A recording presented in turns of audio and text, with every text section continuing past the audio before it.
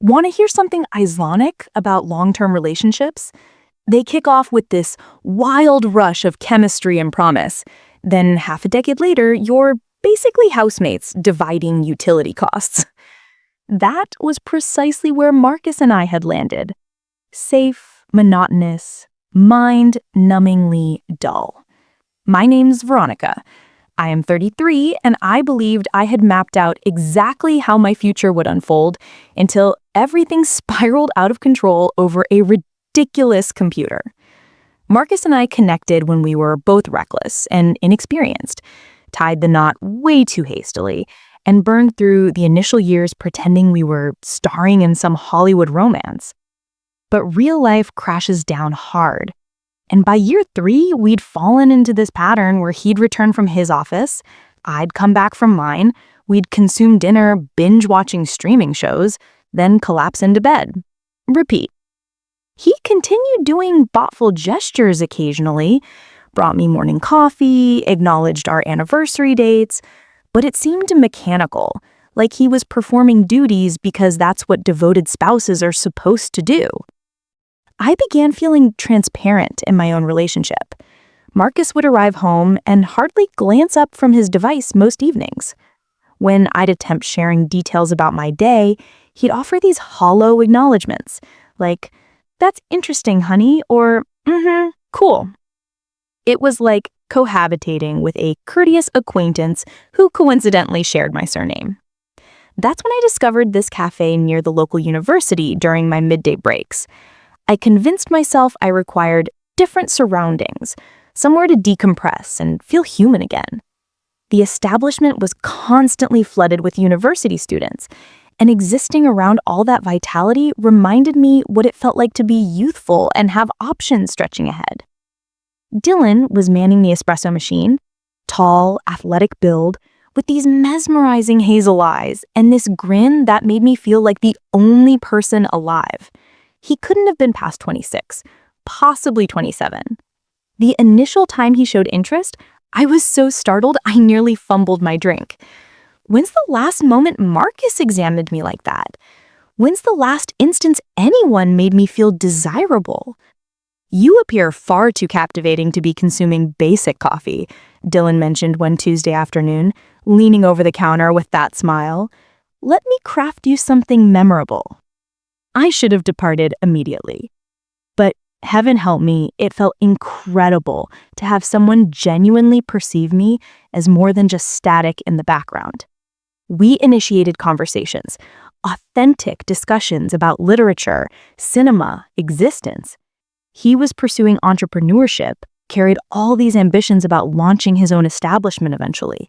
He absorbed every word when I spoke, posed follow-up inquiries, retained specifics from earlier exchanges.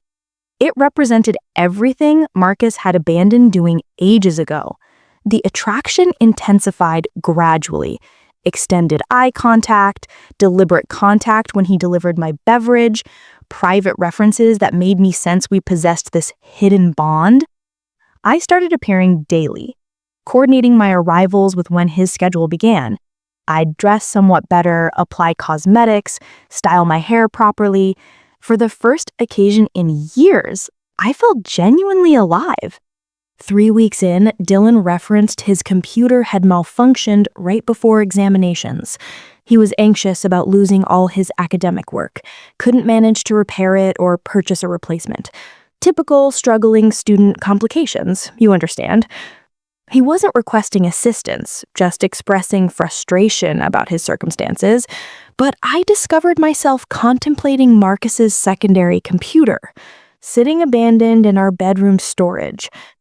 Marcus possessed 2 computers, his professional one that he utilized perpetually, and this aged personal one that he possibly touched monthly for entertainment or downloading content. It was just accumulating dust while this genuine, ambitious kid was struggling. What damage could possibly come from letting Dylan use it temporarily? Marcus wouldn't even register it was absent. I presented it to Dylan the following day, positioning it as simply being supportive to someone struggling. His expression illuminated like I'd presented him a fortune. He embraced me right there in the cafe, and I experienced the surge of warmth and significance that I hadn't encountered in my relationship for years. Here was someone who valued me, who was thankful for what I could offer. Extracting the computer from the residence was simpler than I anticipated. Marcus was in his typical evening pattern, professional attire still on, browsing through his device on the sofa.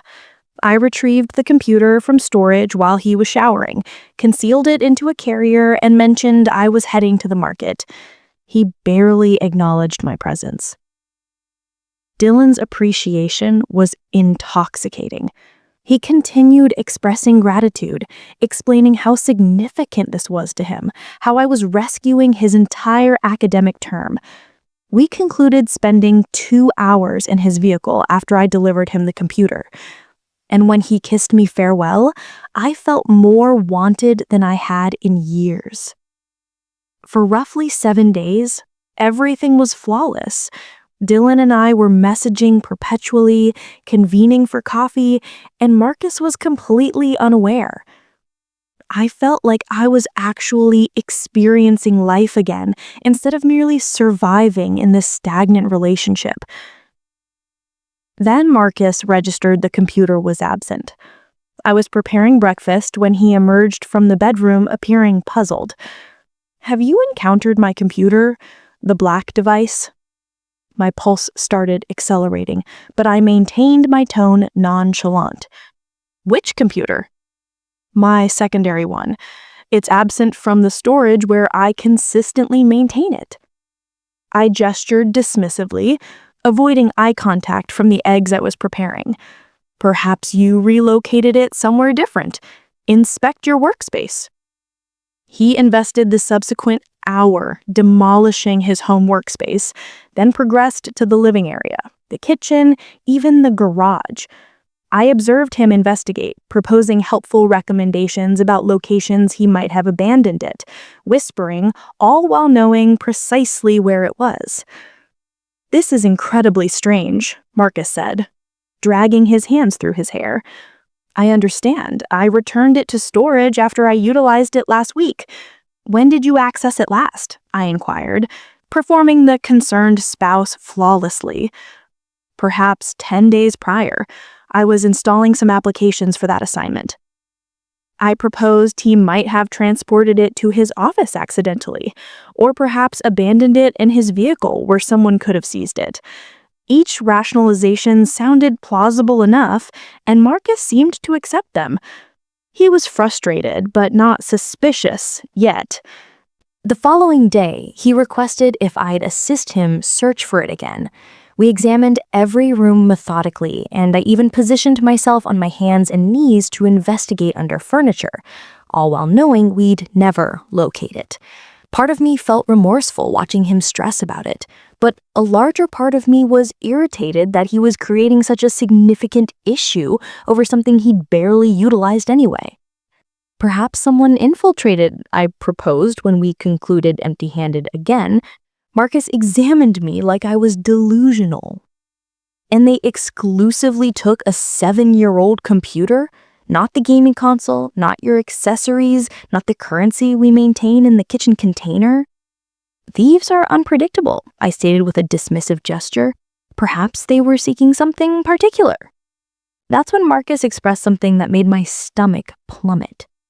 The inquiry emerged incorrectly, sounding dismissive when I was attempting to be supportive. Marcus stared at me with this peculiar expression, like he was perceiving me differently. "What?" I stated, attempting to recover, but he didn't reiterate it, just shook his head and mentioned he'd continue searching. I could sense something had transformed in Marcus's mind after that exchange. He started monitoring me more attentively, posing casual inquiries about my day, my schedule, where I'd been. Nothing accusatory, but I could feel him paying attention in a manner he hadn't in years. Meanwhile, my connection with Dylan was becoming more intense. We'd advanced from attraction to full-blown emotional entanglement, and the physical chemistry was extraordinary. He made me feel gorgeous, fascinating, worth pursuing. When I was with him, I forgot all about my tedious relationship and my inattentive spouse. Dylan had been utilizing Marcus's computer for his academics, and everything seemed acceptable until he mentioned something that made my blood freeze. We were in his apartment one evening, and he casually stated, "Oh, incidentally, I had to liquidate that computer you provided me.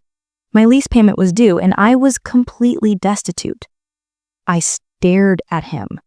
"You liquidated it?" "Yeah, obtained $300 for it. Wasn't that acceptable? You mentioned your spouse never utilized it anyway." I wanted to scream. That computer contained years of Marcus's personal documents, photographs, records, things that couldn't be replicated. But I couldn't precisely explain that to Dylan without acknowledging I'd stolen it from my spouse. "It's acceptable," I lied, forcing a smile. "I just assumed you required it for academics." "I purchased a cheaper one with part of the funds," Dylan said, pulling me closer. "The remainder covered rent. You literally rescued my situation, Veronica." When he kissed me, I attempted to suppress the escalating panic about what Marcus would do when he discovered the computer was gone permanently.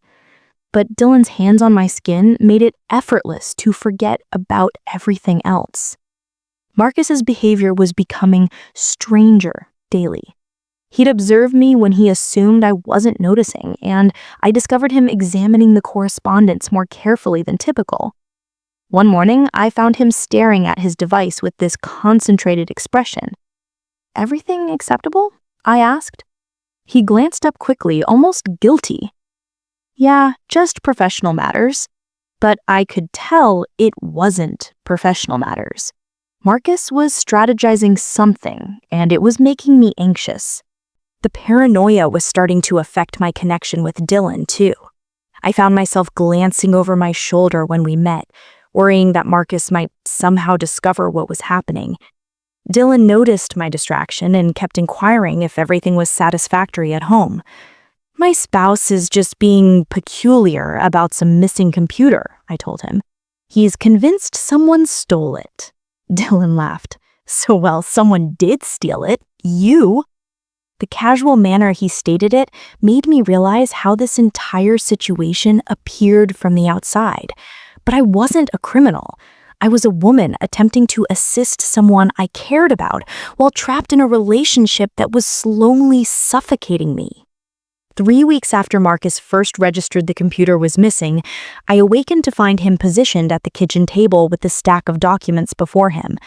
Even from across the room, I could identify the official letterhead. "What's all that?" I asked, attempting to maintain my voice light. Marcus looked up at me with an expression I'd never witnessed before. Cold, determined, almost predatory. "Divorce documents." The words impacted me like a physical assault. "What? Marcus, what are you discussing?" "I know about Dylan." My knees almost collapsed. "Who's Dylan?" "The kid you've been sleeping with, the one you gave my computer to." There was no purpose in denying it anymore. Marcus had somehow discovered everything, and from the look on his face, he possessed evidence. I collapsed into the chair across from him, my mind racing through possible explanations, methods to minimize the damage. "It's not what you assume," I started. "It's precisely what I assume," Marcus interrupted. "You stole my computer, my property that I owned before we married, and gave it to your affair partner. Then you lied to my face for weeks while I demolished the house searching for it." "I was attempting to assist someone who required it," I said, which was accurate. "You never utilized that thing anyway." Marcus's laugh was harsh and bitter. "So that makes it acceptable? You get to determine what I need and don't need? You get to distribute my possessions to the guy you're cheating with?" "I wasn't cheating," I lied automatically. Marcus retrieved his device and started reading. Tuesday, 2:47 p.m. "God, I can't stop thinking about yesterday. You make me feel so alive." Wednesday, 11:23 a.m. "Marcus is working late again. Want to meet at your place?" My own words read back in Marcus's flat, emotionless voice sounded damning and pathetic. He'd accessed my device somehow, witnessing everything. "You examined my private messages," I said, attempting to redirect this back on him. "Your device that's on our shared account?" "Yeah, I did. After you stole my computer and lied about it for weeks, I figured I was entitled to know what else you were concealing." I felt trapped, cornered, like Marcus was manipulating everything to make me appear like the villain. If you'd been paying attention to me, to our relationship, none of this would have occurred. "So this is my fault?" Marcus's voice was getting louder.